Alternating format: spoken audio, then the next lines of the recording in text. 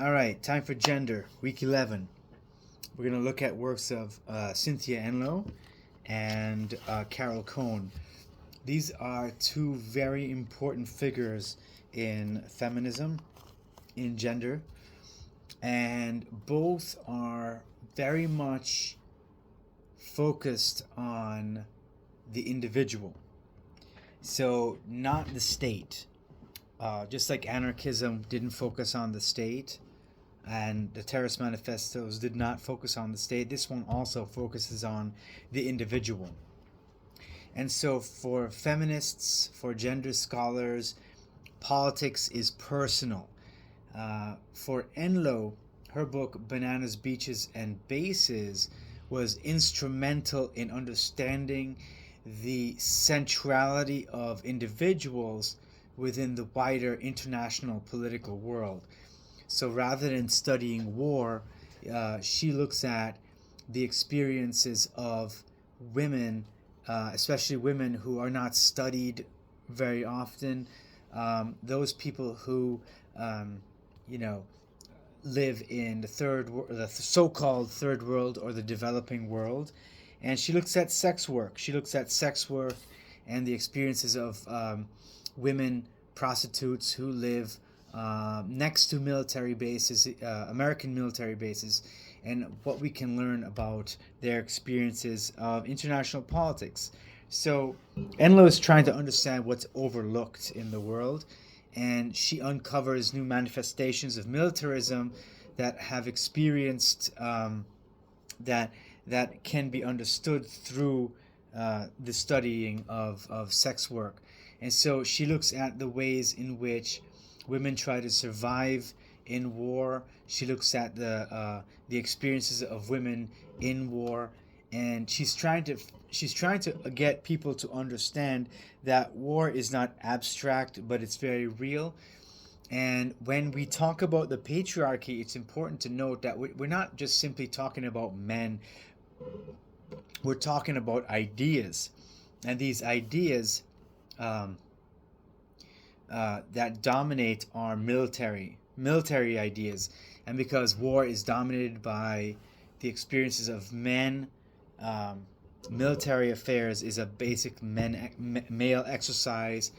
But women can be involved with that. Women can take on the patriarchy and become part of the patriarchy. So we're not talking about physical people, we're looking at ideas. And what Enloe is trying to do is unpack that and look at resistance. And she's trying to get people to like question everything. And part of that, this idea of questioning everything, comes from this what she calls a feminist curiosity, right? And so we need to figure out how women are affected by wars, and how and what we can do to deconstruct and not support warfare and wars. I always forget this. Before I go on, I want to talk about the concepts we'll be looking at. So, her ideas of feminism, her contribution to international politics, and then Cohn will look at sex and language. So, coming back to Enloe. Enloe's work, she wrote a wonderful book. I already mentioned it, Bananas, Bases. And her work is, I've read her work, and it's very, like, she takes apart the international system and she focuses on the individual. And so she says, if patriarchy is constantly reinventing itself and is persistent in its shaping of violence and responses, then it's incumbent upon us to better understand its strategies, natures, and effects. And that's what her book, Bananas, Beaches, and Bases, was all about, trying to understand that perspective of like who is the people who suffer the most from warfare, and what do they do to survive.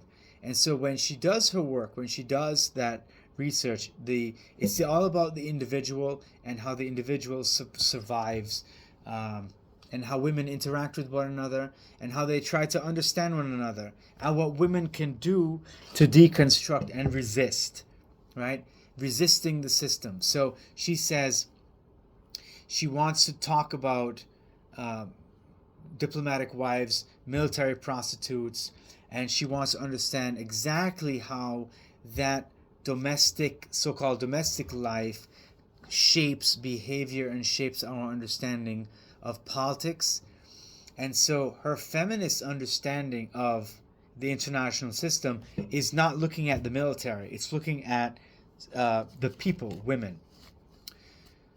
So if that's what you want to do, if you want to study like the patriarchy, and if you want to study how it works, and you're gonna have to refocus your attention to women and to see how exactly women are often subject to oppression, not just from males, but also from privileged females.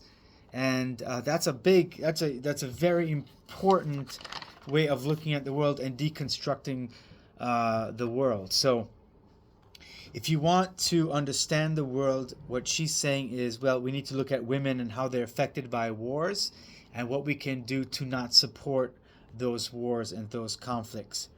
So as you go through the reading, you'll understand that in order to figure out what feminism and gender studies is all about, you're going to have to start thinking about or changing your way of understanding the world, not looking at the state per se, but women. And the personal is political. And so what Enla wants you to do is to get up and start like learning about this and trying to change the world by working together with other women and trying to reduce war and figure out better things to do with your time. So she says, get with it, women, get with it, girls, learn more about foreign policy. That's the personal is international bit. So it's very empowering. If you want to change the world, it's up to you. And that's what I think, that's what I like about her work very much. The politics is all personal. And you have to be honest, you have to be curious, you have to be daring, you have to be bold, but most of all, you have to have this ability to ask the important questions and sometimes go against people, go against, what people consider gender, as a belief system. It's much, much more than that. And I think Carol Cohn, her article in Sex and Death in the Rational World of Defense Intellectuals is a very important article. So Carol Cohn, when you talk about personal, politics is personal and the personal is political, this is a good example. So Carol Cohn is a feminist, and she was writing in 1987. She was trying to figure out the world of defense intellectuals, people who study or formulate strategies of deterrence and how to fight a nuclear war, how to survive a nuclear war. And she's going in with the mindset, I'm going to teach these guys, these men, about how the world works. I'm going to teach them about the gender perspective. But as she goes on, the men tell her, like, wait, before you do that, like, listen to what we have to say and try to understand military doctrine. So she says, okay, I'll do that. And she starts learning about the military doctrine. And she sees these men as not really evil, that they see them as protectors. They see themselves as protectors. And so the first thing that she does is she listens. She listens and she wants to learn about this. And the thing is, when she starts learning about it, she gets well acquainted with the men, and she starts figuring out, like, well, they use a lot of sex in their language. So they talk about weapons as, like, talking about missile size and how, missiles are seen as phallic. And, when India tested their first weapon, they said India lost her virginity. But so they were using sex language, and she was wondering why are they using all this sex language? And then she realizes something. They're trying to cope. This is a coping mechanism that nobody seems to notice. And so she began to really get into that work and start getting like acquainted with the knowledge of what makes these people operate. And so when we talk about, like, when she talks about her experiences of, and I'd recommend you read the article. When she goes in, there's a lot of sexual imagery that the men use. They tell her to pat the missile. That's a sexual euphemism, and it's because they're trying to reduce the lethality. They're trying to make it. They're trying to cope, and they're trying to make it into sort of like a joke. And so that's the power of language. The power of language for Carol Cone is all about figuring out how sex is being used not to justify war. That's not it. But coping with the horrific reality of nuclear warfare. So the gender perspective is very straightforward. It is a critique of the international order as it is, as a patriarchal order, and that women are pushed to the side because historically women were not involved with the government and were not involved with state building. But what women want, what feminists want to do is reintroduce women and get their ideas into the perspective, so they can get the women's perspective. And once you do that, a whole world opens up, right? And you definitely critique the order, you challenge the order, you resist the order, because without, the world that men have created is a very destructive one.